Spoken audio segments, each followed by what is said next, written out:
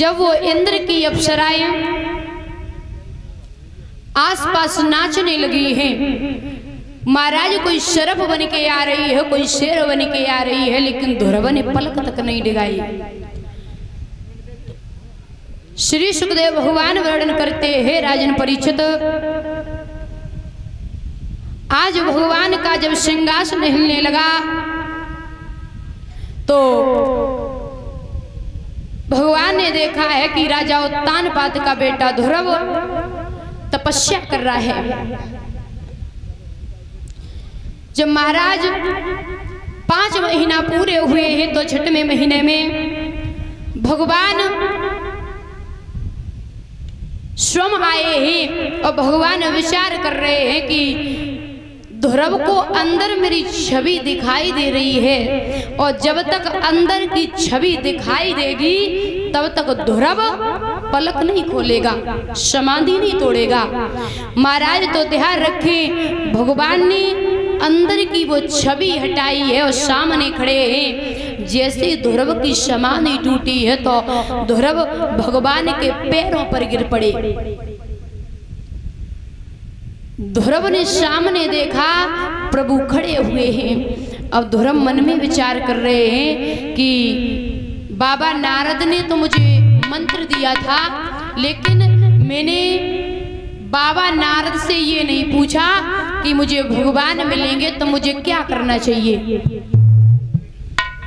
तो भगवान कहते हैं ना कि भक्त के बस में भगवान, तो महाराज भक्त की बातों को भगवान समझ गए हैं। ध्रुव के कपोलों पर अपना शंख रखा है तो ध्रुव को पूर्ण ज्ञान हो गया। ध्रुव ने आज भगवान की 21 श्लोकों में बड़ी सुंदर स्तुति करी है। भगवान प्रसन्न हो गए और जवाब दिया, ध्रुव अब तू वरदान मांग ले।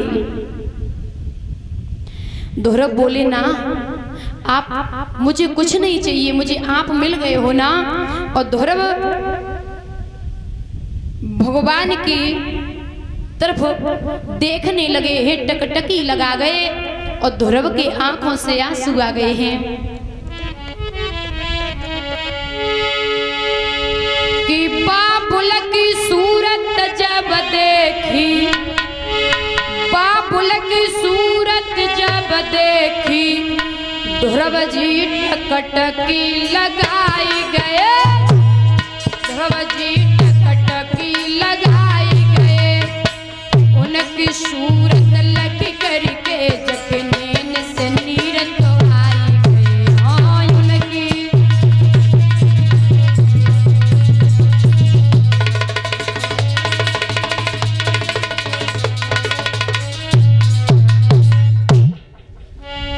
ध्यान रखे भैया, सुंदर मुखड़ा को चूम प्रभु, हाँ सुंदर मुखड़ा को चूम प्रभु, ओठन से ओठ लगाए तीनों,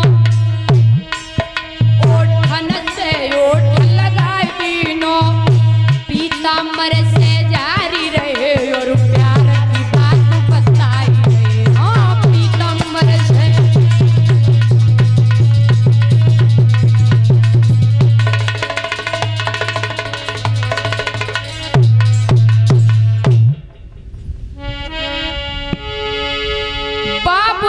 सूरत जब देखी,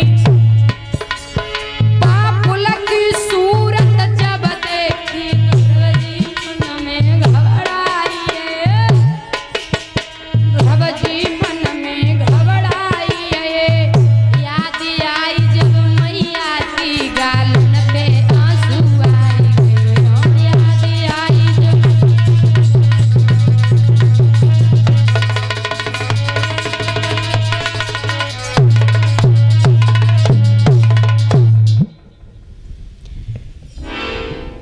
ध्यान रखे भैया। तो ध्रुव रोने लगे हैं। भगवान बोले, लाला रो रहे हो? बोले, हाँ मुझे मैया की याद आ रही है। तो भगवान बोले, लाला तू वरदान मांग ले। बोले, नहीं कुछ नहीं चाहिए। तो भगवान मन में विचार कर रहे हैं कि फिर भी मेरा लाला यहाँ पर कुछ आशा लेकर के आया था और जवाब दिया बड़ा सुंदर। इंद्र से कहा कि मेरे लाला के लिए ऐरावत हाथी लेके आओ। उधर से मेरा लाला पैदल आया था और इधर से ऐरावत हाथी पे जाएगा। महाराज ऐरावत हाथी आया है, उस पर ध्रुव बैठ के चले हैं। तो आज महाराज जब आगे बढ़े हैं तो गांव वालों ने देखा कि बड़े दिनों के बाद भैया ध्रुव तपस्या करके भगवान की प्राप्ति करके आ रहा है। तो महाराज ध्यान रखे, गांव वाले सब दौड़ पड़े हैं। तो ध्रुव ने देखा कि हमारे बुजुर्ग समान पिता आ रहे हैं, हमसे बड़े बूढ़े आ रहे हैं। तो उस ऐरावत हाथी से नीचे उतर गया और अपने बड़े बूढ़ों के साथ में पैदल चलने लगा। ये होती है सभ्यता। ध्रुव अपने से बड़े बूढ़ों का सम्मान किया है।